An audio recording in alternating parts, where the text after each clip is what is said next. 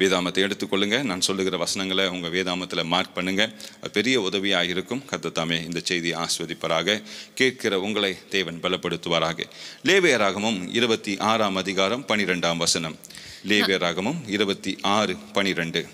நான் உங்கள் நடுவிலே உலாவி உங்கள் தேவனாய் இருப்பேன், நீங்கள் என் ஜனமாய் இருப்பீர்கள். அல்லேலூயா. ரொம்ப ஆசீர்வாதமான வார்த்தையை ஆண்டவர் இஸ்ரவேல் ஜனங்களுக்கு சொல்லுகிறார். அந்த வார்த்தை என்னன்னா, நான் உங்கள் நடுவிலே உலாவி. ஆண்டவர் நம்முடைய நடுவிலே உலாவி, உங்கள் வீடுகளுக்குள்ளாய் உலாவி, உங்கள் குடும்பங்களுக்குள்ளாய் உலாவி, உங்கள் பிள்ளைகளுக்குள்ளாய் உலாவி, அவர் இருக்கிற பிரசனத்தினாலே உங்களை நிரப்பி உங்கள் தேவனாய் இருப்பேன், அவர் உங்களுடைய தேவனாய் இருப்பார், நீங்கள் என் ஜனமாய் இருப்பீர்கள். அல்லேலூயா, அல்லேலூயா சொல்லுங்க. ஆண்டோட பிள்ளைங்கன்னு சொல்கிறது எவ்வளோ பெரிய ஆசீர்வாதம் நமக்கு. உலகத்தில் இந்த எம்எல்ஏ தெரியும், அந்த எம்எல்ஏ தெரியும், அந்த மினிஸ்டரை தெரியும், இந்த ஓனரை தெரியும், அந்த பணக்காரரை தெரியும் சொல்கிறது பெரிய ஒரு பெருமையாக எடுத்துக்கொள்வாங்க. அதை சொல்லி பெருமை பாராட்டிப்பாங்க. ஆனால் இங்கே ஆண்டவர் சொல்கிறாரு, நான் உங்கள் நடுவிலே உலாவி உங்கள் தேவனாய் இருப்பேன், நம்முடைய தேவனாய் இருப்பேன்னு சொல்லி கர்த்தர் சொல்லுகிறார். அதோடு கூடனா நீங்கள் என் ஜனமாய். கர்த்தர் சொல்கிறாரு, என்ன சொல்றாருன்னா, யூ ஆர் மை பீப்புள் என்று சொல்லி ஆண்டவர் சொல்லுகிறார். நீங்கள் என் ஜனமாய் இருப்பீங்கன்னு சொல்லி கர்த்தர். அப்போ எவ்வளோ பெரிய ஆசீர்வாதம் யோசித்து பாருங்களேன். கர்த்தர் சொல்லுகிறார், அண்ட சராசரத்திலே உயர்ந்தவர் அவர் தான். அவர் சொல்லுகிறார், நீங்கள் என் ஜனமாய் இருப்பீர்கள். இதை கேட்கும் போதே பெரிய ஒரு பலன் நமக்குள்ளாக வருகிறது. கர்த்தர் சொல்லுகிற வார்த்தை யூ ஆர் மைன் அப்படி சொல்லி ஆண்டவர் சொல்லுகிறார். அல்லேலூயா. நீங்கள் என் ஜனங்கள் சொல்றாரு. அடுத்தது யூ ஹாவ் மை நேம். ஆண்டவர் சொல்றாரு, நம்முடைய நாமத்தை தரித்தவர்களாக நாம் இருக்கிறோம், அவருடைய நாமத்தை தரித்தவர்களாக இருக்கிறோம், அவர் கட்டளை எடுக்கிற காரியங்களை நாம் செய்கிறவர்களாக இருக்கிறோம், நமக்கு தரிசனங்களை கொடுக்கிறவராக இருக்கிறார். ஸோ எப்படி நாம் அவருடைய ஜனங்களாக இருக்கிறோம் என்று நம்ம கேட்கும்போது அதுக்கான விடை 2 நாளாகமும் 7ஆம் அதிகாரம் 14ஆம் வசனம். என் நாமம் தரிக்கப்பட்ட என் ஜனங்கள் தங்களை தாழ்த்தி ஜெபம் பண்ணி என் முகத்தை தேடி தங்கள் பொல்லாத வழிகளை விட்டு திரும்பினால், அப்பொழுது பரலோகத்தில் இருக்கிற நான் கேட்டு அவர்கள் பாவத்தை மன்னித்து அவர்கள் தேசத்துக்கு சேமத்தை கொடுப்பேன். அல்லேலூயா. இந்த இடத்துல நாம் வாசிக்கிறோம், என் நாமம் தரிக்கப்பட்ட என் ஜனங்கள். அப்போ அந்த நாமம் என்ன நாமம்னா, இயேசு கிறிஸ்து என்ற உயர்ந்த நாமம். அல்லேலூயா சொல்லுங்களேன். அல்லேலூயா. அப்போ அந்த நாமத்தை நாம் தரித்து கொள்ளும் போது அவருடைய ஜனமாய் நாம் மாறுகிறோம். கர்த்தருடைய ஜனமாய் நாம் எப்படி மாறுறோம்னா, அவருடைய நாமத்தை நாம் தரித்து கொள்ளும் போது அவருடைய ஜனமாய் மாறுறோம். ரெண்டாவது இல்லை, ஒரு முக்கியமான பகுதி இருக்கு. என்னன்னா, என் ஜனங்கள் தங்களை தாழ்த்தி ஜெபம் பண்ணி என்ன பண்ணணும்? என் ஜனங்கள் தங்களை தாழ்த்தி ஜெபம் பண்ணி என் முகத்தை தேடி தங்கள் பொல்லாத வழிகளை விட்டு திரும்பினால், அப்பொழுது பரலோகத்தில் இருக்கிற நான் கேட்டு அவர்கள் பாவத்தை மன்னித்து அவர்களுக்கு சேமத்தை கொடுப்பேன் என்றார். அல்லேலூயா.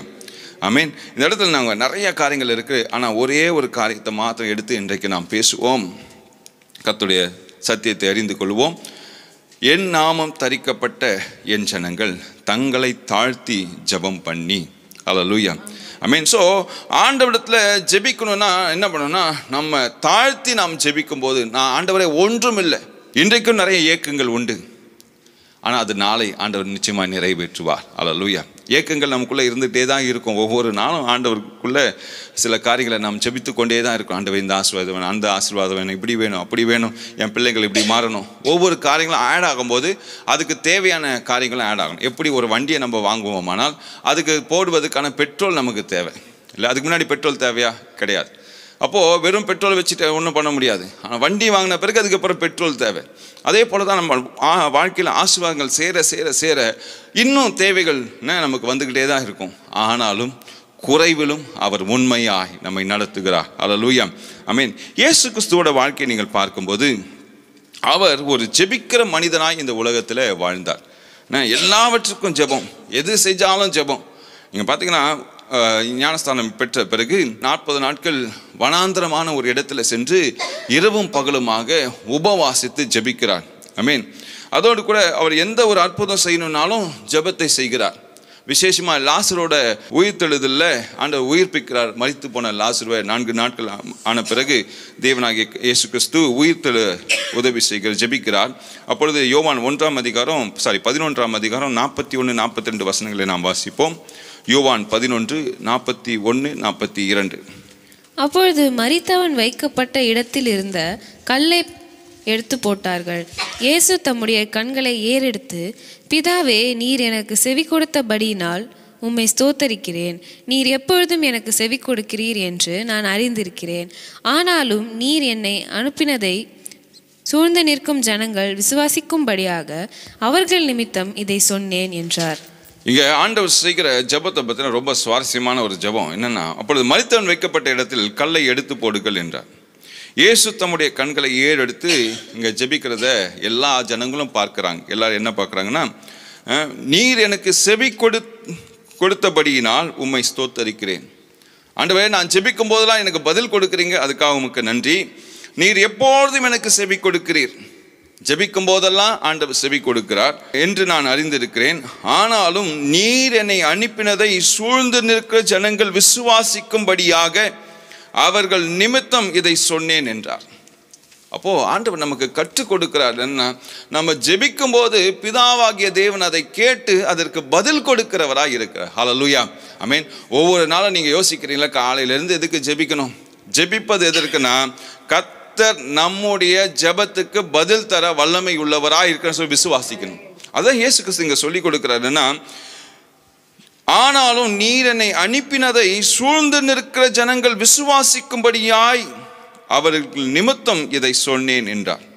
அவர் அதிகாலையில் ஜெபித்தார், வனாந்தரமான இடத்துல போய் சென்று ஜெபித்தார், மாலை வேளையில் ஜெபித்தார். அவரை கொலை செய்ய வேண்டும் என்று சொல்லி சிலுவையில் அறைய வேண்டும் சொல்லி பிளான் பண்ணிட்டு வராங்க. அதற்கு முன்பாகவும் ஜெபிக்கிறார். சீஷர்கள் வந்து கேட்குறாங்க, எப்படி நாங்கள் ஜெபிக்கணும், எங்களுக்கு கற்றுக் கொடுங்கன்னு சொல்லி கேட்குறார். அவர்களுக்கும் கற்றுக் கொடுக்கிறார். 5000 பேரை போஷிக்கும் போது வானத்துக்கு நேராக உயர்த்தி அந்த அப்பங்களையும் மீனையும் ஆசீர்வதித்து அநேக ஜனங்களுக்கு பிட்டு கொடுக்கிறார். ஒவ்வொரு அற்புதம் செய்யும் போதும் அவர் ஆண்டவர் ஆகிய கர்த்தர் இயேசு கிறிஸ்து அதுக்காய் ஜெபித்து அதை ஆசீர்வதித்து அநேகருக்கு சாட்சியாய் அங்கே நிற்கிறார். இந்த வேலையில் கூட ஏன் இந்த செய்தி இன்றைக்குன்னா, அநேகரோட வாழ்க்கையில் நீங்கள் கேட்கலாம், நான் ஜெபிக்கிறதுனால என்ன நடக்குது, நான் ஜெபிப்பதனால என்ன நடந்துட போகுது, என் மனசில் யோசிக்கிறதுனால என்ன நடக்க போகுது, என் மனசில் இருந்து சொல்லுறதுனால என்ன நடக்க போகுது. நீங்கள் இது போல கேள்விகள் எல்லோரும் கேட்டிருப்போம்.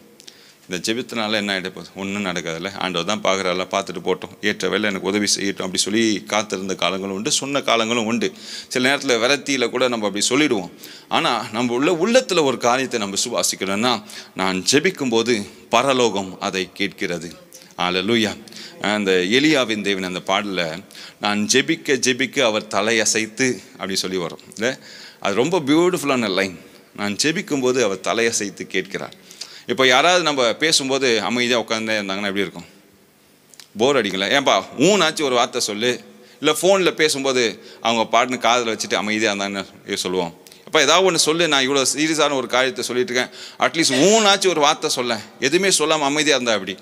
அப்போது அதே போல தான் நீங்கள் ஜெபிக்கும்போது அந்த சைட்லேருந்து என்ன நடக்குதுன்னு நமக்கு தெரியாது. ஆனால் நீங்கள் விசுவாசிக்கணும், நாம் ஜெபிக்கும்போது அவர் தலை அசைத்து கேட்டுக்கொண்டு இருக்கிறார். அல்லேலூயா. நீங்கள் ஜெபிக்கும்போது அவர் தலை அசைக்கிறார். பிலிப்பியர் 4ஆம் அதிகாரம் 6ஆம் வசனம், நீங்கள் ஒன்றுக்கும் கவலைப்படாமல் எல்லாவற்றையும் குறித்து உங்கள் விண்ணப்பங்களை ஸ்தோத்திரத்தோடே கூடிய ஜெபத்தினாலும் வேண்டுதலினாலும் தேவனுக்கு தெரியப்படுத்துங்கள். ஆமென். ஸோ இந்த இடத்துல கிறிஸ்துவனுக்காக மிகப்பெரிய ஒரு கட்டளையான ஒரு ஜெபம் என்னன்னா, ஒன்றுக்கும் கவலைப்படாது, எல்லாவற்றையும் குறித்து விண்ணப்பங்களை ஸ்தோத்திரக்கூடிய ஜெபத்தினாலும் வேண்டுதலாலும் தேவனுக்கு தெரியப்படுத்துங்கள். அவ்வளோதான் முடிச்சிச்சு. அதுக்கு அடுத்த வசனம் வாசிங்க.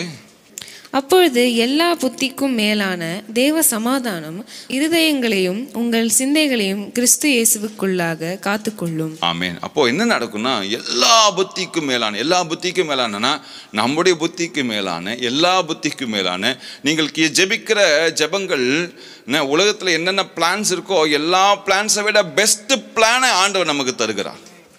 அநேக திட்டங்களை நம்ம போடலாம், அநேக காரியங்களை இடத்துல கேட்கலாம்.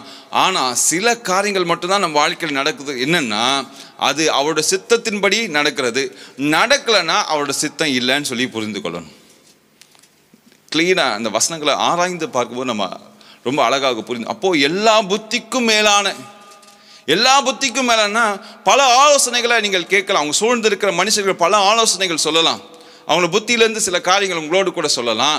ஆனால் நாம் ஜெபிக்கும் போதுன்னா எல்லா புத்திக்கும் மேலான உங்கள் சூழ்ந்து இருக்க மனுஷர்கள், உங்கள் அம்மா அப்பா, பெற்றோர்கள், ஃப்ரெண்ட்ஸு, உங்களோட நெய்பர்ஸ், உங்களை வேலையில் இருக்க கொலீக், இவங்க எல்லாம் சொல்கிற அட்வைஸை காட்டிலும் எல்லா புத்திக்கும் மேலான தேவ சமாதானம் யார்கிட்ட இருந்து வருதுன்னா கர்த்தரிடத்துலேருந்து வருது. அப்போது நம்ம ஜெபிக்கும் போது என்ன நடக்குதுன்னா, நீங்கள் புலம்பலாம் சில நேரத்தில், ஆண்டவரே நான் ஜெபிக்கிறேன் ஏன் நடக்க மாட்டேங்குது.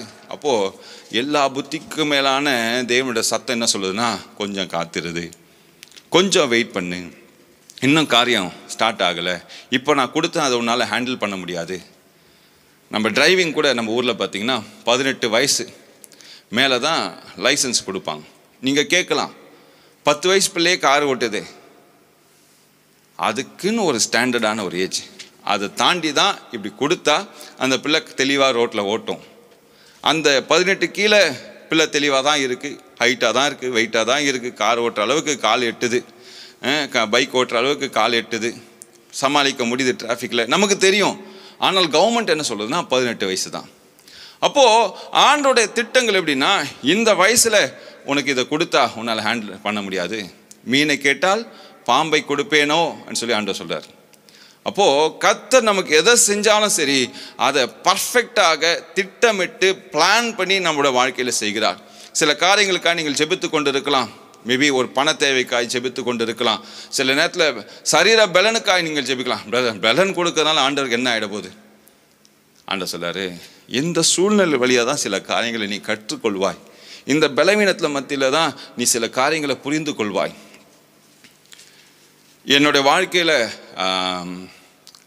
நிறைய மரணங்களை நாம் பார்க்குறோம் இல்லை, ஆனால் இதுவரைக்கும் எனக்கு நெருங்கினவர்கள், சின்ன வயசில் என்னோடய ஃப்ரெண்ட்ஸு 2-3 பேர் மரிச்சிருக்காங்க. இப்போ ரொம்ப அது புரியாத வயசு. ஆனால் இந்த வயசில் இது நிறைய அடக்காதனை நம்ம நடத்தியிருக்கோம், எல்லாம் செய்திருக்கோம். ஆனால் என்னுடைய அப்பா இறந்த பிறகு தான் அது எவ்வளோ பெரிய வேதனைன்னு சொல்லி புரிய ஆரம்பிச்சது. அப்போது நம்முடைய வாழ்க்கையில் அதை எக்ஸ்பீரியன்ஸ் பண்ணும்போது தான், ஐயோ அவங்களும் இதே வேதனை தானே பட்டிருப்பாங்க, அவங்களும் இதே உபத்திரத்துக்குள்ளே தானே சென்றிருப்பாங்க, இவங்களும் இதே பிரிவினையினால் வேதனைப்படுறாங்க. அப்போ தான் மற்றவங்களோட கஷ்டத்தை நம்மளால் புரிந்து கொள்ள முடிகிறது. அப்போது ஆண்டவர் சில வேலையில் நம்ம ஒரு பாதை வழியாக நடத்துகிறார்னா அதை புரிந்து கொள்வதற்காக, அதை சூழ்நிலையை சமாளிப்பதற்காக, நம்மை பலப்படுத்துவதற்காக. ஒரு எக்ஸசைஸ் செய்கிறோம், இரும்பு தான், வெயிட்டு தான், தூக்கி இறக்குறோம், கை வலிக்குது. ஆனால் எக்ஸசைஸ் செய்து முடித்த பிறகு பார்த்தீங்கன்னா மசில் பில்ட் ஆகுது, உள்ள சதைகள் வளருது, கட்டுக்கோப்பாய் நம்முடைய சரீரம் மாறுது. ஏன் மாறுதுன்னா அந்த வேதனையான வெயிட்டு தான், தூக்கி இறக்குறோம், கையை உயர்த்தி எடுக்கிறோம், 10 கிலோ 5 கிலோ எல்லாத்தையும் தூக்கி வைக்கிறோம். அது செய்த பிறகு தான் நம்முடைய சரீரத்தில் ஒரு பலன் உண்டாகிறது. அதே போல தான் இன்றைக்கு ஒரு உபத்திரமான பாதையில் நாம் செல்கிறோம், கடினமான பாதையில் நாம் செல்கிறோம், வேதனையான பாதையில் நாம் செல்கிறோம். சரீர பலவீனம் நம்ம தொடர்ந்து நம்மளை துன்புறுத்தி கொண்டே இருக்குது, வலி தொடர்ச்சியாக இருக்குது, காலை நீட்ட முடியல, மடக்க முடியல, கையை உயர்த்த முடியல, குனிய முடியல, நிமிர முடியல, வயிற்றுக்குள்ளாக வலிக்கிறது, இருதயத்தில் வலி இருக்கிறது, சிந்தனையில் வலிக்கிறது, தலையில் வலிக்கிறது, பல வலிகளை நம்ம சொல்கிறோம். ஆனால் கர்த்தர் நம்ம பில்ட் பண்ணுறான்னு சொல்லி நீங்கள் விசுவாசிக்கும் போது அந்த வலிகளை நீங்கள் பொறுத்து கொள்ள முடியும். ஏனென்றால் உங்கள் சரீரத்தில் வருகிற எல்லா காரியங்களும் அவர்கிட்ட பர்மிஷன் வாங்காமல் வராது. யோபு சோதிக்கும் போது சாத்தான் போய் கேட்குறான், பர்மிஷன் கேட்குறான். அதே போல தான் யோபுவும் மனுஷன்தான், நீங்களும் மனுஷன்தான்.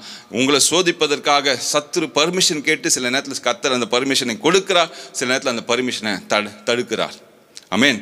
ஸோ 1 தீமோத்தேயு 2:1 நான் பிரதானமாய் சொல்லுகிற புத்தி என்னவெனில், எல்லா மனுஷருக்காகவும் விண்ணப்பங்களையும் ஜெபங்களையும் வேண்டுதல்களையும் ஸ்தோத்திரங்களையும் பண்ண வேண்டும். இந்த இடத்துல நம்ம தெளிவா வாசிக்கிறோம், எல்லா மனுஷருக்காகவும் விண்ணப்பங்களையும் ஜெபங்களையும் வேண்டுதல்களையும் ஸ்தோத்திரங்களையும் பண்ண வேண்டும் என்று சொல்லி நாம் வாசிக்கிறோம். எல்லா வேலைகளிலும், எல்லா மனுஷர்களுக்கும், எல்லா நேரத்திலும் நம்ம ஜெபிக்கிற ஒரு மனுஷனாய் மாறணும். பவுலை எடுத்துக்கொண்டால் நீங்கள் வல்லமையாக அவரோட வாழ்க்கையை நாம் பார்க்கலாம். பவுலோட வாழ்க்கை பார்த்தீங்கன்னா ஆரம்ப நாள்லேருந்தே ஜெபிக்கிற ஒரு மனுஷன். என்றைக்கு தமஸ்கு தெருவில் ஆண்டவராய் கர்த்தர் சவுலை சந்தித்து பவுலாய் மாற்றுகிறாரோ அந்த நாள்லேருந்து ஜெபிக்கிற ஒரு மனுஷனாய் மாறுகிறார்.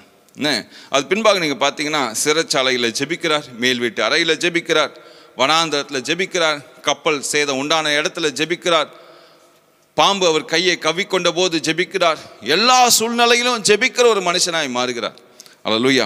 ஸோ இன்றைக்கு ஒரு தீர்மானம் நம்ம எடுக்க போகிறோம். நீங்களும் நானும் ஜெபிக்கிற மனுஷனாக மாற போகிறோம். அல்லேலூயா. சொல்லுங்க. ஐயோ அல்லேலூயா இல்லையே. அல்லேலூயா. நீங்களும் நானும் ஜெபிக்கிற ஒரு மனுஷன். நான் ஏன் இவ்வளோ பெரிய இன்ட்ரடக்ஷன் நான் கொடுத்தேன்னா, ஜெபத்தில் இருக்கிற வல்லமை நான் புரிந்து கொள்ளணும். இரவில் ஜெபிங்க, போகும்போது ஜெபிங்க, வரும்போது ஜெபிங்க, காலையில் எழுந்த உடனே ஜெபிங்க, அதிகாலையில் ஜெபிங்க, டைம் கிடைக்கும் போதெல்லாம் ஆண்டவரோடு கூட பேசுங்க, சமையல் பண்ணும்போதெல்லாம் ஆண்டவரோடு கூட பேசுங்க, ஏதாவது வேலை செய்யும் போது ஆண்டவரோடு கூட பேசுங்க. சும்மா பேசிகிட்டே இருங்க. உள்ளத்துக்குள்ளே கூட பேசலாம், சத்தமாக பேசலாம். வீட்டில் தனிமையாக இருந்தால் சத்தமாக பேசலாம். எல்லாருக்கும் முன்னாடி நீங்கள் பாட்டு பேசிட்டு இருந்தால் எல்லோரும் ஒரு மாதிரி பார்க்க தான் செய்வாங்க, இல்லைன்னு சொல்லலை. பட் ஆண்டவரோடு கூட நீங்கள் உள்ளத்தில் யோசிக்கிற காரியங்களை அவர் அறிந்திருக்கிறார். மனசுக்கிட்ட சத்தம் வரணும், இல்லை செய்கை காமிக்கணும், அப்போ தான், இல்லை கண்ணாச்சு காமிக்கணும், எல்லாம் ஜாடை காமிக்கணும், அப்போ தான் மனுஷன் புரிஞ்சுப்பான். ஆனால் கர்த்தர் நீங்கள் உள்ளத்தில் யோசிக்கிற காரியங்களை கூட அவர் புரிந்து கொள்ளுகிறார். அப்போ என்ன பிரச்சனை? நமக்கு பல காரியங்களை போட்டு யோசிச்சுட்டே இருக்கும். ஐயோ இது என்ன ஆக போதோ, இது என்ன ஆக போதோ அப்படி சொல்லி யோசிக்கிறோம்.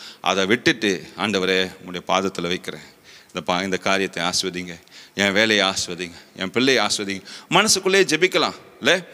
ஸோ இன்றைக்கு நம்ம என்ன பண்ண போகிறோம்னா, எல்லாவற்றுக்காகவும் எல்லாருக்காகவும் எப்பொழுதும் நம்ம ஜெபிக்க போகிறோம். அல்லேலூயா. ஆமென். ஸோ கர்த்தர் நிச்சயமாய் இந்த செய்தி ஆஸ்வதிப்பார்னு சொல்லி நான் விசுவாசிக்கிறேன். ஸோ ஜெபிக்கும் போது என்னென்ன நடக்கும்னா, ப்ரேயர் பண்ணும்போது ஆண்டவரோடு கூட நல்ல ஒரு ஐக்கியத்தை நம்ம பில்ட் பண்ண ஆரம்பிக்கிறோம். இரண்டாவது, நம்ம ஜெபிக்கிற ஜெபங்கள் ஆண்டவரிடத்திலிருந்து பதிலை பெற்று வருகிறது. மூன்றாவது என்னென்னா, நம்மளுடைய ஜெபிக்க ஜெபிக்க உங்களுடைய அழகும் கூடும்.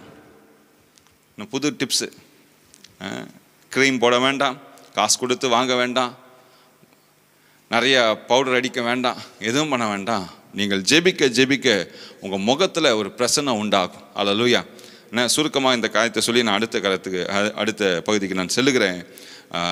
ஏன் முகம் பிரகாசமாகும்னா, யாத்திராகமம் 33ஆம் அதிகாரம் 32 வாசிங்களேன். யாத்திராகமம் 33. பின்பு இஸ்ரவேல் புத்திரர் எல்லாரும் அவனிடத்தில் சேர்ந்தார்கள். அப்பொழுது அவன் சீனாய் மலையில் கர்த்தர் தன்னோடே பேசினவைகளை எல்லாம் அவர்களுக்கு கற்பித்தான். மோசே அவர்களோடே பேசி முடியும் அளவும் தன் முகத்தின் மேல் முக்காடு போட்டிருந்தான். மோசே கர்த்தருடைய சந்நிதியில் அவருடைய பேசும்படிக்கு உட்பிரவேசித்தது முதல் வெளியே புறப்படும் மட்டும் முக்காடு போடாதிருந்தான். அவன் வெளியே வந்து தனக்கு கற்பிக்கிற பட்டத்தை இஸ்ரவேல் புத்திரரோடே சொல்லும்போது இஸ்ரவேல் புத்திரர் அவன் முகம் பிரகாசித்திருப்பதை கண்டார்கள். மோசே அவரோடே பேசும்படிக்கு உள்ளே பிரவேசிக்கும் வரைக்கும் முக்காடை திரும்ப தன் முகத்தின் மேல் போட்டுக்கொள்வான். ஏன் முகத்தின் மேலே முக்காடு போட்டுக்கொள்கிறான்னா, கர்த்தரோடு கூட செலவு பண்ண நேரத்தின் நிமித்தம், கர்த்தரோடு கூட பேசினது நிமித்தம், கர்த்தருடைய பிரசன்னத்தில் காத்திருந்த நிமித்தம் மோசையோட முகம் பிரகாசிக்க ஆரம்பித்தது. அந்த முகத்திலிருந்து வந்த பிரகாசம் பார்த்தீங்கன்னா, மற்றவர்களால் மோசையின் முகத்தை பார்க்க முடியல. ஒரு ஒளி மோசையின் முகத்தில் தங்கி இருந்தது, ஒரு பிரசன்னம் தங்கி இருந்தது. அப்போது மோசையோட முகத்தை பார்க்க முடியாமல் இருக்கிற ஜனங்களுக்காக மோசே தன்னுடைய முகத்தை மறைத்து கொண்டார் அப்படி சொல்லி நம்ம வாசிக்கிறோம். இன்றைக்கு கூட கர்த்தருடைய சமூகத்தில் நீங்கள் நேரத்தை செலவு செய்ய என்ன நடக்கும்னா, உங்களுடைய அழகு கூடுங்க. அல்லேலூயா, அல்லேலூயா. நீங்கள் பியூட்டிஃபுல்லாக மாறுவீங்க. அதுக்காக தான் நம்ம நிறைய காசு செலவு பண்ணுறோம். ஃபேர் அண்ட் லவ்லிலேருந்து என்னென்ன லவ்லியோ எடுத்து பூசுகிறோம். ஆனால் எல்லாம் பூசுவது எதற்குன்னா, நம்ம முகம் அழகாக மாறணும். சின்ன வயசுலேருந்தே ஜான்சன்ஸ் வாங்கி கருப்பாக இருக்க குழந்தைய போட்டு எப்படியாவது அந்த குழந்தைய வெள்ளையாக மாற்றிடணும்னு சொல்லி பல முயற்சி நம்ம எடுக்கிறோம்.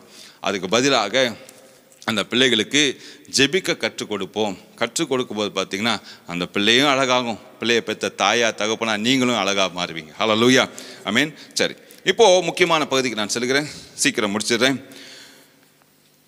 லூக்கா 15ஆம் அதிகாரத்தில் 3 ஓமைகளை ஆண்டவர் சொல்லுகிறார் இல்லை. அதில் ஒரு முக்கியமான ஓமை என்னென்னா, இளைய குமாரனோட கதை.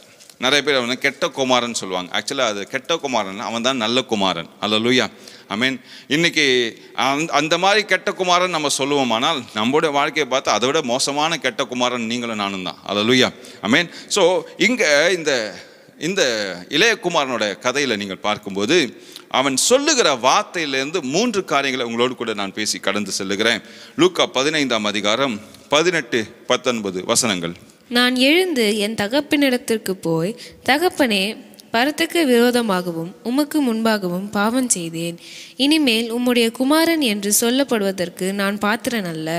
உம்முடைய கூலிக்காரரில் ஒருவனாக என்னை வைத்துக் கொள்ளும் என்பேன் என்று சொல்லி. ஹல்லேலூயா. இங்க இவன் செய்கிற ஜெபம் என்னன்னா, நான் எழுந்து என் தகப்பனிடத்திற்கு போய், தகப்பனே, பரத்துக்கு விரோதமாகவும் உமக்கு முன்பாகவும் பாவம் செய்தேன். இனிமேல் உம்முடைய குமாரன் என்று சொல்லப்படுவதற்கு நான் பாத்திரன் அல்ல. உம்முடைய கூலிக்காரரில் ஒருவனாக என்னை வைத்துக் கொள்ளும் என்பேன் என்று சொல்லி. இந்த இடத்துல 3 காரியங்களை நான் உங்களுக்கு காண்பிக்கிறேன். தகப்பனே, பரத்துக்கு விரோதமாகவும் உமக்கு முன்பாகவும் பாவம் செய்தேன். முதலாவது ஃபர்ஸ்ட் என் தகப்பனிடத்திற்கு போய் ஃபர்ஸ்ட். இரண்டாவது, பரத்துக்கு விரோதமாகவும் உமக்கு முன்பாகவும் பாவம் செய்தேன். மூன்றாவது, நான் பாத்திரன் அல்ல, உம்முடைய கூலிக்காரரில் ஒருவனாய் என்னை வைத்துக் கொள்ளும். 3 காரியங்களை சொல்கிறேன். முதல்ல நான் தகப்பன் இடத்துல போவேன். ரெண்டாவது, தகப்பன் இடத்துல போயிட்டு நான் சொல்வது என்னன்னா, பரத்துக்கு விரோதமாகவும் உமக்கு முன்பாகவும் நான் பாவம் செய்தேன். மூன்றாவது, நான் பாத்திரன் அல்ல. எதுக்குன்னா, உம்முடைய குமாரன் என்று சொல்வதற்கான பாத்திரன் நான் அல்ல, உங்களுடைய வேலைக்காரன் அல்ல, என்னை ஒருவனா வைத்துக் கொள்ளுங்க. அதுக்கு முன்பாக 17ஆம் வசனத்தை நீங்கள் பார்க்கும்போது, அவன் புத்தி தெளிந்த போது, என் தகப்பனுடைய கூலிக்காரர் எத்தனையோ பேர், பூர்த்தியான சாப்பாடு இருக்கிறது, நானோ பசியினால் சாகிறேன். இப்போ சில சூழ்நிலையில் நான் சொன்னல, சில வழியில் நம்ம நடக்கும்போது தான் கர்த்தர் நம்மளை மெருகேற்றுவார், நம்ம புடமிடுவார், நம்மளை மாற்றுவார், நம்ம இருதயத்தை மாற்றுறாருன்னா எப்போ அது நடக்கும்னா, சில பாடுகள் வழியாக நம்ம செல்லும் போது தான். வீட்டில் நல்லா சாப்பாடு இருக்கும்போது அவனுக்கு புத்தி கெட்டு போச்சு. இங்கே பன்னி கொட்டாயில் சாப்பாடு இல்லாத போது புத்தி தெளியுது. இன்றைக்கு கூட இதே ஸ்ட்ராட்டஜி தான், இதே ஃபார்முலா தான். ஒவ்வொரு பிரச்சனையும் நம்ம அப்ளை பண்ணனா புரிந்து கொள்ளலாம். பணம் இல்லாத போது நம்ம புத்தி தெளியுது, பணம் இருக்கும்போது புத்தி கெட்டு போகுது. இங்கே இளையகுமாரனுக்கு இருக்கிற பிரச்சனை அதுதான். வீட்டில் நல்ல சாப்பாடு இருந்துச்சு, வசதிகள் இருந்துச்சு, வாய்ப்புகள் இருந்துச்சு, எல்லாமே வீட்டில் இருந்துச்சு, ஆனாலும் புத்தி கெட்டு போச்சு. இங்க பன்னி கொட்டாயில எதுவும் இல்லை, அவதிப்படுகிற சூழ்நிலை, வேண்டுகிற சூழ்நிலை, கெஞ்சுற சூழ்நிலை, சாப்பாடு இல்லாம பட்டினில சாகும்போது புத்தி தெளியுது. அப்போ இன்றைக்கு நாம் செல்லுகிற பாதையில சில உபத்திரத்து வழியா நாம் செல்லும் போதுதான் நம்ம புத்தி தெளியுது. அல்லேலூயா. இன்றைக்கும் உங்களோட வாழ்க்கையில சில சோதனைகள் வழியாய் நீங்கள் செல்லும் போது, கர்த்தர் அனுமதிக்கும் போது, சில வேளையில நம்ம புத்தி தெளிவதற்காக கர்த்தர் சில காரியங்களை அனுமதிக்கிறார். இந்த புத்தி தெளியுது பார்த்தீங்களா, அது ஒவ்வொரு மனுஷனோட வாழ்க்கையிலும் பெரிய ஒரு ஆசீர்வாதம். சில காரியங்கள் நம்ம சில பாவத்தில் இருப்போம், விசேஷமாக பார்த்தீங்கன்னா போதை பொருளுக்கு அடிமையாக இருப்போம். போலீஸ் பிடிக்க வருதுன்னு சொல்லும்போது, ஐயா சார் இதுக்கப்புறம் செய்ய மாட்டேன் சார் அப்படி சொல்லுவோம். திருடிக்கிட்டே இருப்பான். எப்போ அவன் பிடிப்படுகிறானோ அப்போதான் அவன் புத்தி தெளியும். ஐயோ இவ்வளோ நாள் நம்ம தப்பு செஞ்சிட்டோமே. அப்போ அந்த புத்தி எப்போ தெளியும்னா, பிரச்சனைகளுக்குள்ளாக தான் தெளியும். இன்றைக்கு நீங்கள் பிரச்சனையில் இருக்கிறீங்களா, உங்கள் புத்தி தெளியும்படியாக தான் கர்த்தர் இந்த பாதை வழியாக உங்களை நடத்துகிறார். அன்னைக்கு இளையகுமாரன் பணத்தை எடுத்துகிட்டு போகிறான், சந்தோஷமாக வாழ்கிறான். வாழ்ந்துட்டே இருக்கும்போது அவன் இஷ்டப்படி வாழ்கிறான். அப்போது கொஞ்சம் காசு எடுத்து இன்வெஸ்ட் பண்ணி அதை ஒரு பிஸ்னஸாக மாற்றி அதுலேருந்து வருமானம் வந்துச்சுன்னா அவன் புத்தி தெளிஞ்சிருக்காது. அவன் போகிறான், பணத்தை விரயம் செய்கிறான், நண்பர்கள் விட்டு செல்கிறாங்க, கடைசியில் சாப்பாட்டுக்கு வழி இல்லாமல் பன்னி கொட்டாய்க்கு வரான். அந்த இடத்துல தான் அவன் புத்தி தெளியுது. இதே ஃபார்முலா நீங்கள் எந்த பிரச்சனையில் இருந்தாலும் இந்த ஃபார்முலாவை யூஸ் பண்ணுங்க. இருக்கும்போது புத்தி கெட்டு போகும், இல்லாத போது புத்தி தெளியும். இதுதான் ஃபார்முலா. ஆமென். சரி, இங்கே 3 விதமான ஜெபங்கள். முதல் ஜெபம் என்னன்னா, அவனுடைய இருதயத்திலிருந்து வந்த காரியம். அப்போ அவன் சொல்கிறான், நான் என் தகப்பனிடத்திற்கு போய். அதுதான் அவன் இருதயத்திலேருந்து வருகிற காரியம். இன்றைக்கு கூட உங்கள் ஜெபங்கள் எப்படி இருக்கணும்னா, உங்கள் இருதயத்திலேருந்து வரணும், உங்கள் சூழ்நிலையிலேருந்து வரக்கூடாது. ஆண்டவரே இந்த காரியத்தை மாற்றுங்க, இப்படி மாற்றினா சரியாயிடும். அது சூழ்நிலைக்காக நீங்கள் ஜெபிப்பது. ஆனால் இந்த ஜெபம் எப்படி வரணும்னா, உங்கள் இருதயத்திலிருந்து வரணும். ஜெபிப்பது எப்படின்னா, இருதயத்திலேருந்து வரணும். நிறைய நேரத்தில் புத்தி ஒன்று சொல்லும், இருதயம் ஒன்று சொல்லும். புத்தி பல நேரத்தில் தப்பாக தான் சொல்லும், ஆனால் இருதயம் துடிக்கும். ஒரு தப்பு செய்கிறோன்னா இருதயம் துடிக்கும், இருதயம் வலிக்கும், ஒரு பாரமாக இருக்கும். பயம் வந்ததுன்னா இங்கே தான் பாரமாக இருக்கும், ஆனால் ஐடியாஸ் இங்கே தான் வரும். இந்த இடத்துலேருந்து வர காரியங்களை சில நேரத்தில் நம்ம கேட்கவே கூடாது. அப்படி கேட்டோன்னா பெரிய பிரச்சனையில் போய் சிக்கிப்போம். ஒவ்வொரு காரியத்தையும், அதனால தான் இருதயத்துக்குள்ளாய் வசிக்கிற தேவன் சொல்லிட்டு அவர் சொல்கிறார் இல்லை, உன்னை இருதய கதவை தட்டுறேன், நீ திறந்தினா நான் உன் இருதயத்துக்குள்ளே வசிப்பேன்.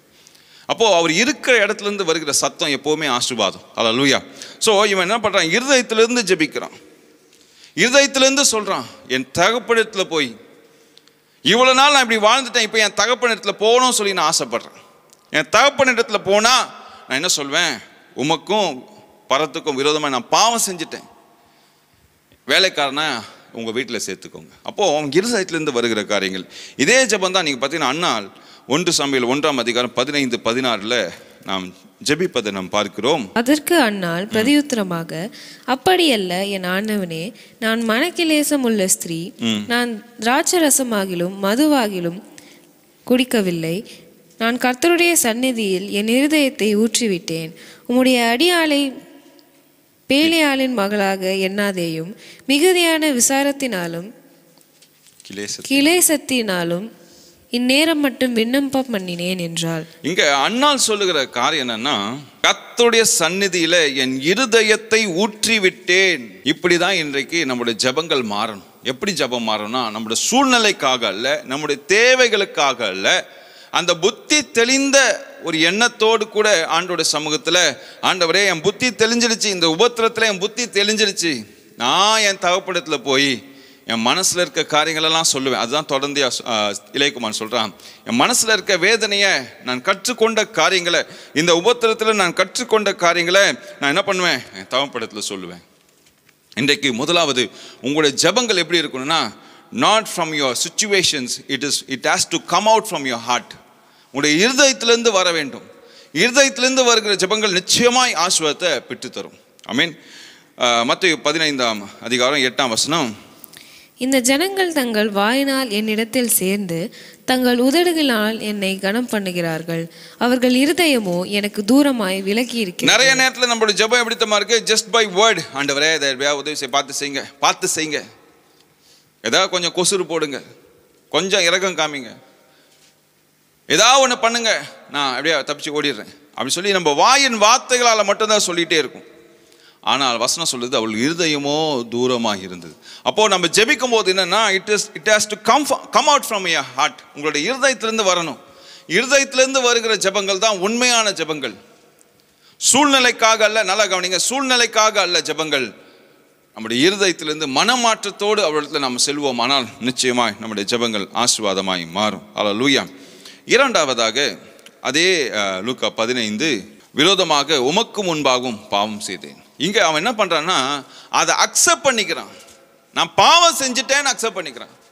நிறைய நேரத்தில் நம்மளுடைய ஜெபங்கள் எப்படித்தமா மாறும், ஆண்டவர் அவன் தான் செஞ்சான் அதனால தான் நான் இப்படி மாறிட்டேன், இவன் தான் செஞ்சான் அதனால தான் நான் இப்படி மாறிட்டேன், இவங்க தான் இந்த வழியில் என்னை கொண்டு போய் விட்டுட்டாங்க, இவன் தான் எனக்கு சிகரெட் பிடிக்க கற்றுக் கொடுத்தான், இவன் தான் கிளாஸில் ஊற்றி கொடுத்தான், இவன் தான் என்னை கூட்டிகிட்டு போனான், இவன் தான் எல்லாவற்றையும் கற்றுக் கொடுத்தான், அதனால் என்னை மன்னிச்சிடுங்க.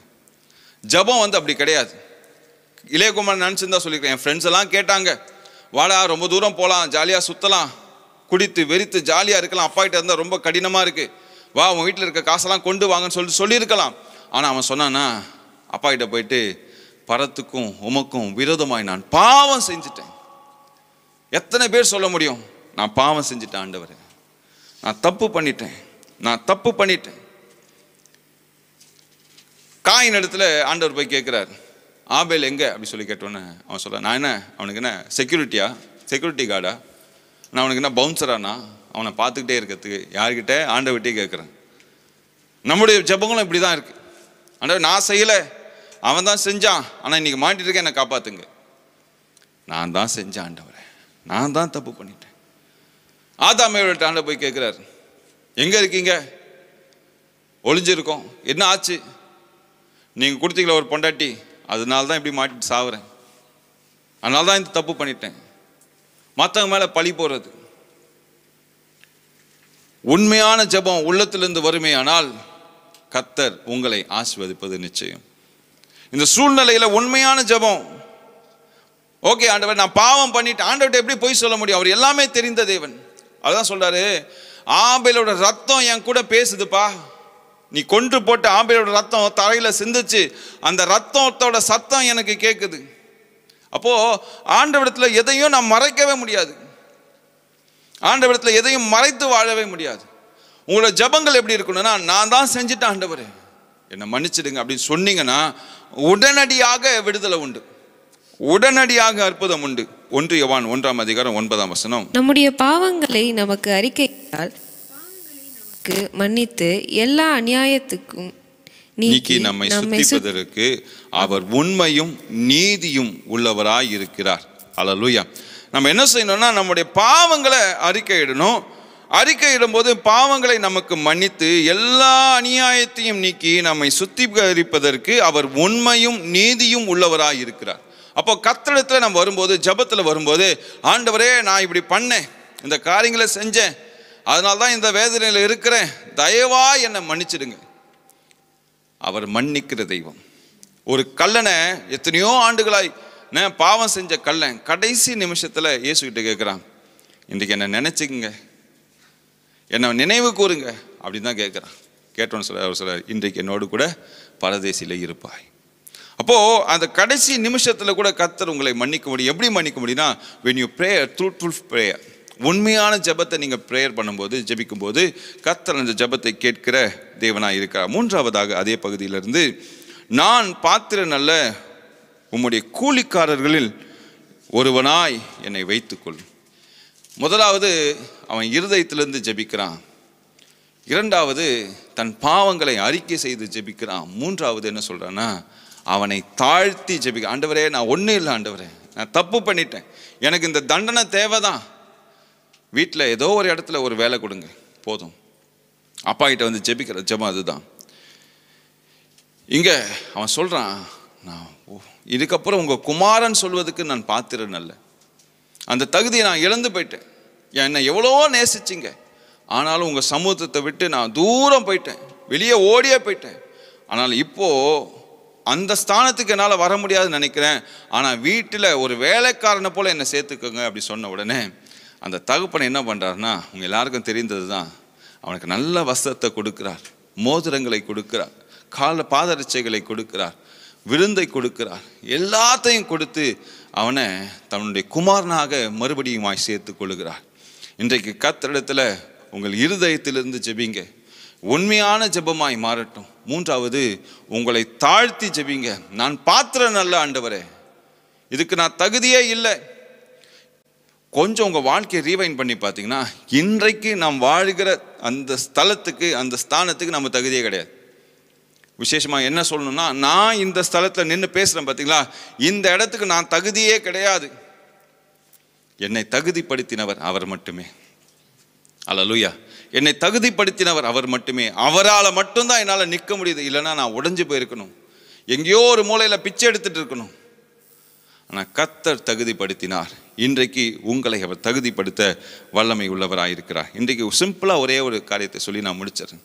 மேபி உங்களோட ஜெபத்தில் நிறையா குறிப்புகளை நீங்கள் வைத்திருக்கலாம். ப்ரேயர் பாயிண்ட்ஸ்னு சொல்லிட்டு சில நோட்டையே நம்ம ஃபாலோ பண்ணுவோம். இதுக்காக ஜெபிக்கணும், அதுக்காக ஜெபிக்கணும், இது வேணும், அது வேணும். இவங்களுக்காக, மற்றவங்களுக்காக ஜெபிக்கிறத சொல்லலை, உங்களுக்காக ஜெபிப்பதை நான் சொல்கிறேன். நீங்கள் என்ன பண்ணுங்கன்னா, ஒரு ஒயிட் ஷீட் எடுங்க, எடுத்துட்டு கீழே சைன் போட்டுட்டு ஏசப்பாட்ட கொடுத்துடுங்க. ஆண்டவரே, நீங்கள் இந்த ஒயிட் ஷீட்டை ஃபில் பண்ணுங்கள், நீங்கள் என்னெல்லாம் சொல்கிறீங்களோ அதை நான் செய்கிறேன். உங்களை கை நாட்டோ இல்லை சைனோ ஏதோ ஒன்று போட்டு அவர்கிட்ட அந்த ஒயிட் ஷீட்டை கொடுங்க. மனுஷிட்ட கொடுத்தா அவன் சொத்தெல்லாம் திருடிடுவான், அது வேறு விஷயம். ஆனால் கர்த்தர்கிட்ட கொடுத்தீங்கன்னா உங்களுக்கு ஆசீர்வாதம் உண்டாகும். அல்லேலூயா. எத்தனை பேர் ஆயத்தம், ஆண்டவரே நான் செய்கிறேன், ஆண்டவரே என்னோட வாழ்க்கையை முழுமையாக அவங்க இடத்துல ஒப்பு கொடுக்குறேன், நீங்கள் வழி நடத்துங்க, நீங்கள் பாதுகாத்துக்கொள்ளுங்க, என்னை தரையை மட்டும் தாழ்த்தி உங்களுடைய சமூகத்தில் நான் வருகிறேன், என்னோடு கூட பேசுங்க, என்னை ஆசீர்வதிங்க, என்னை பலப்படுத்துங்க.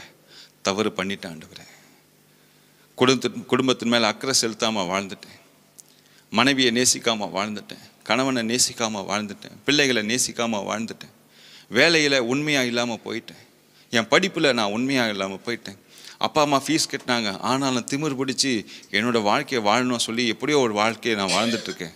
எந்த சூழ்நிலையில் இருந்தாலும் கர்த்தர் இடத்துல உண்மையை பேசணும். மனுஷங்கிட்ட, அப்பா அம்மா கிட்ட, பிள்ளைக்கிட்ட, பொண்டாட்டிக்கிட்ட, கணவன்கிட்ட பொய்யை பேசிடலாம். ஆனால் கர்த்தர்கிட்ட பொய் பேசவே முடியாது. நான் அடிக்கடி சொல்கிற காரியங்கள் தான். கர்த்தர் இடத்துல பொய் சொல்லவே முடியாது. ஏன்னா அவருக்கு எல்லாமே தெரியும். ஆமென். இன்றைக்கு பல குற்றங்களுக்கு ஆதாரமாக கிடைப்புன்னா அந்த சிசிடிவி.